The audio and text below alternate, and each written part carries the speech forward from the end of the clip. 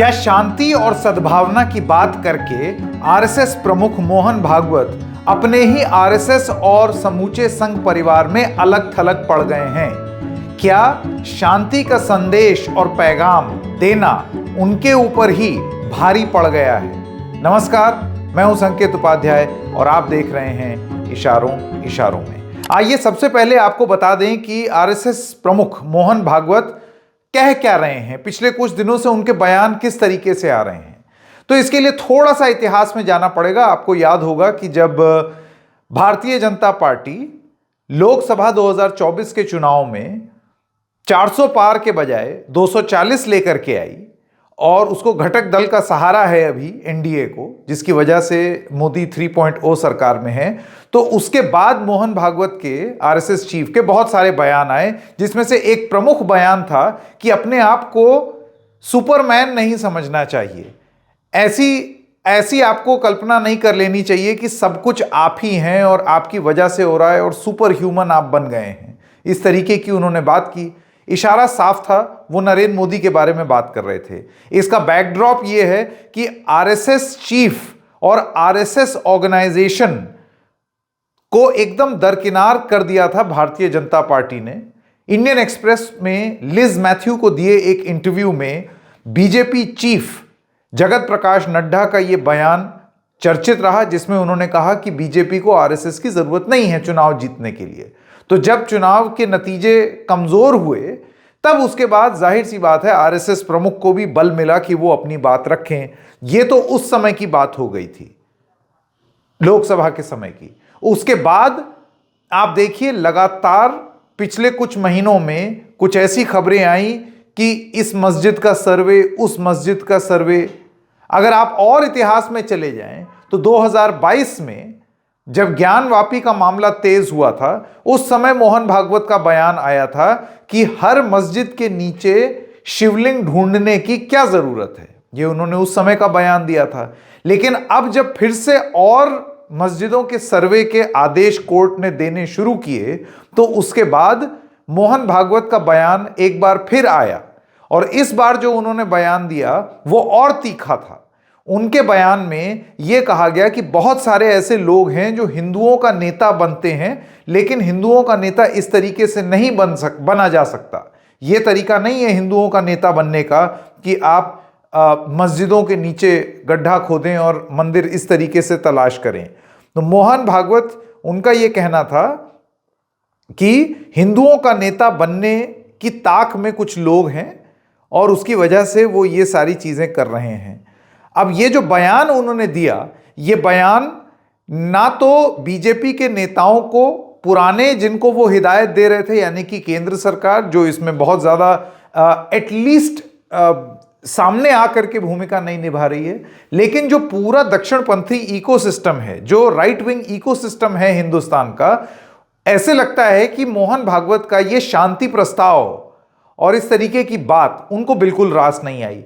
मोहन भागवत की बात अलग अलग उलेमा, अलग अलग मुस्लिम संगठन एक शांति संदेश की तरह तो जरूर प्रस्तुत कर रहे हैं, लेकिन अब जो ताजा मामला सामने आया है वो ये है कि मोहन भागवत की जो संस्था है राष्ट्रीय स्वयंसेवक संघ, उसी का एक माउथपीस है जिसको कहते हैं ऑर्गेनाइजर।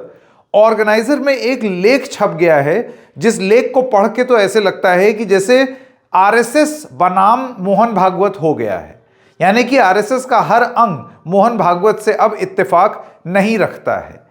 क्या ये खुली बगावत है मोहन भागवत के खिलाफ आरएसएस में ही? क्या कहता है ये राइटअप, आइए आपको वो बताते हैं। तो अभी सबसे पहले जो आप अपने स्क्रीन पर देख रहे हैं ये है कवर पेज, ऑर्गेनाइजर मैगजीन का वो कवर पेज है, जिसमें आप देख सकते हैं कि साफ साफ ये बात लिखी हुई है। एक संदर्भ दिया गया है, एक कॉन्टेक्स्ट दिया गया है, जिसमें यह लिखा है from Somnath to Sambhal the quest for civilisational justice. यानी कि सोमनाथ हो या संभल, ये एक जंग है अपने लिए इंसाफ, अपने सिविलाइजेशन के इंसाफ को पाने के लिए, ये उसका शीर्षक था। आगे अगर आप बढ़ेंगे तो आप ये देखेंगे कि इसको लिखा है 23 दिसंबर 2024 दोपहर 1 बजे प्रफुल्ल केतकर। अब प्रफुल्ल केतकर कौन है? राइट विंग इकोसिस्टम में प्रफुल्ल केतकर बहुत बड़ी चीज है। आप ये सोचिए कि ये अगर कुछ लिख दें ऑर्गेनाइजर मैगजीन में तो जो पूरा इकोसिस्टम है, एटलीस्ट राइट विंग इकोसिस्टम है, वो बहुत गंभीरता से इनको लेता है, पढ़ता है। ये इंटेलेक्चुअल्स में, राइट विंग के इंटेलेक्चुअल्स में शुमार होते हैं। ये कुछ बात कहते हैं तो बहुत सारे यूट्यूबर्स इनका इंटरव्यू लेते हैं, इनकी बात सुनते हैं। ये अपनी बात संयम से रखते हैं, शब्दों को पिरोना जानते हैं कि वो किस तरीके से अपना पक्ष प्रस्तुत करें, आप उससे अग्री करें या ना करें। तो प्रफुल्ल केतकर ने आर्टिकल लिखा, जैसे कि आप देख सकते हैं, ये पेज है जिसमें लिखा है battle for civilisational justice, the restoration and renovation of the Somnath temple rekindled the spirit to reassert the national identity of Bharat. वो सोमनाथ मंदिर की बहाली के बारे में बात कर रहे हैं।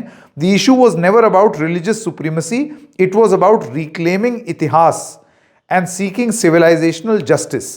तो उनका ये कहना है कि ये चाहे सोमनाथ हो चाहे संभल हो, संभल में आप जानते ही हैं पूरा प्रशासन जुट गया, कोई बावली खोद रहा है, कोई सन 70 का मंदिर खोज रहा है और उसके बाद उसमें पूजा अर्चना शुरू करा रहा है। प्रशासन ही पूजा अर्चना में बैठी हुई है, चाहे डिस्ट्रिक्ट मैजिस्ट्रेट हो चाहे एसएसपी हो। तो ये सब संभल में होता हुआ दिखाई दे रहा है। उत्तर प्रदेश की और जगहों पर भी ये चीजें हो रही हैं। तो इस चीज पर जब मोहन भागवत ने ये बोल दिया कि ये कोई नेता बनने की कोशिश कर रहा है, एक होड़ बन गई है हिंदुओं का नेता बनने के लिए, तो शायद 2024 लोकसभा में इशारा मोदी पर था, सुपरमैन न बने, लेकिन अभी इशारा योगी आदित्यनाथ पर है, क्योंकि ये सब उत्तर प्रदेश में हो रहा है, अलग अलग जगहों पर हो रहा है, और वो भी ऐसे वक्त पर जब सुप्रीम कोर्ट ने निचली अदालतों को यह आदेश दिया कि आप किसी भी मंदिर में सर्वे कराने का आदेश अब आगे नहीं देंगे, और जो भी आपने आदेश दे दिए उसमें कोई फाइनल ऑर्डर आप नहीं देंगे। तो प्रशासन अब मस्जिदों के अलावा अलग अलग जगहों पर मंदिर खोजने में जुट गया है, बावली खोजने में जुट गया है। और इसको अब ऐसे लगता है कि एक एक करके, जब आरएसएस प्रमुख ने पहले मोदी पर निशाना साधा, उसके बाद फिर योगी आदित्यनाथ पर निशाना साधने की कोशिश की, तो अब उन्हीं का अपना इकोसिस्टम एक ऑटो इम्यून डिजीज की तरह अब उन्हीं को अटैक कर रहा है।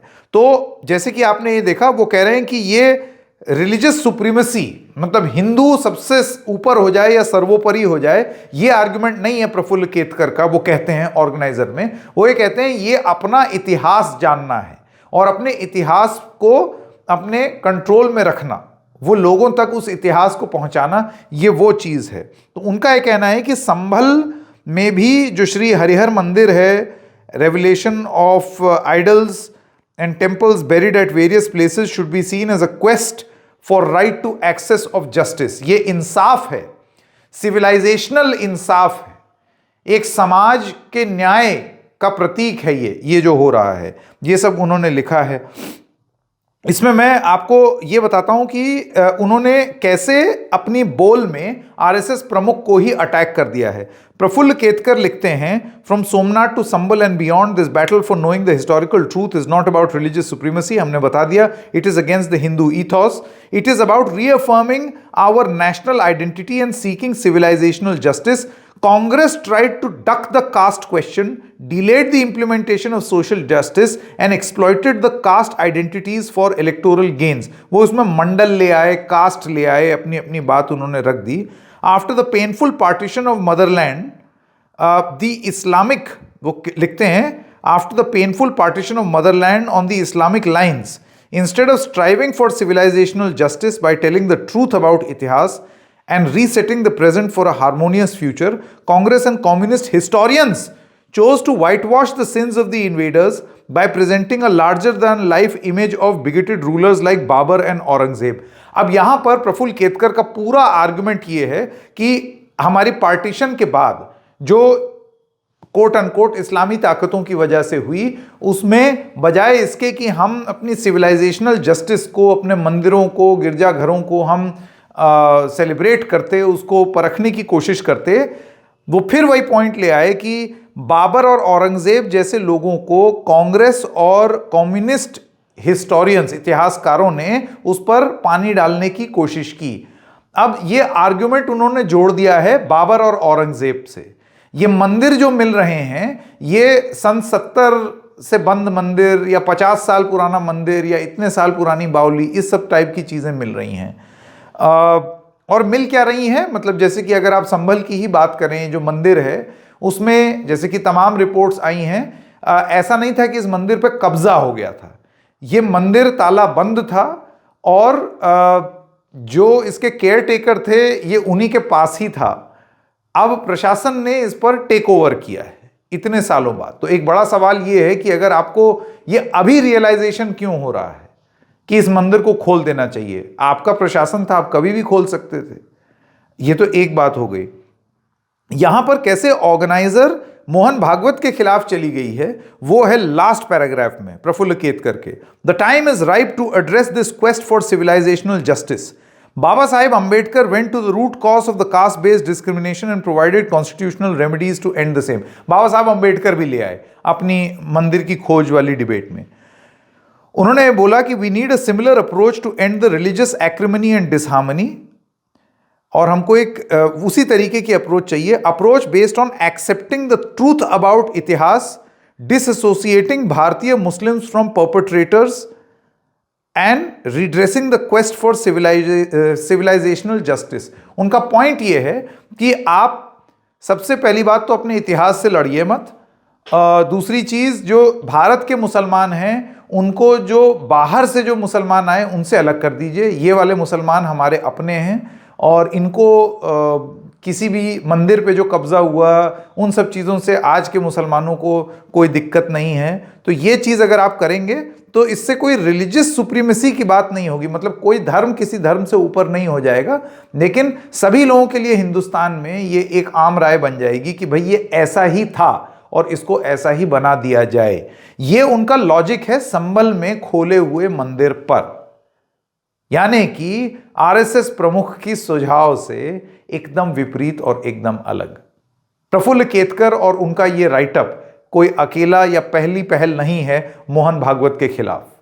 बहुत सारे साधु संत वो भी उठ खड़े हुए हैं, जैसे कि आप अभी स्क्रीन पर देख सकते हैं, ये हैं राम भद्राचार्य, और इन्होंने भी सवाल पूछ दिया है।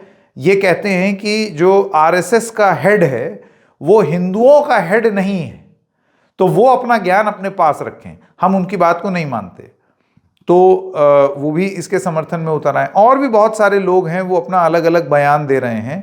तो आरएसएस प्रमुख का बयान आरएसएस प्रमुख को ही एक बड़ी विचित्र सी स्थिति में रखता है, और इस पर अब तमाम सवाल ये उठने लगे हैं कि क्या अब एक एजेंडा जो बात कही जा रही थी, जिसको सिविलाइजेशन की बात कही जा रही थी, और वो जिस तरीके से अब लागू किया जा रहा है जमीन पर, जो हो रहा है, क्या यह मामला अब आरएसएस प्रमुख के हाथ से ही निकल गया है?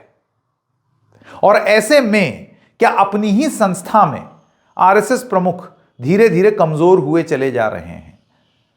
और ऐसे में जब मुखिया के बोलने के बावजूद नीचे कोई सुन ही नहीं रहा है, ना राजनीतिक रूप से, ना उनकी संस्था में, ना उनके संस्था के न्यूज़पेपर या मैगजीन में, ना संस्था के और लोग, ना और अंग, तो ऐसे में आरएसएस प्रमुख करेंगे क्या? फिर उनके प्रमुख बने रहने का औचित्य क्या रहता है?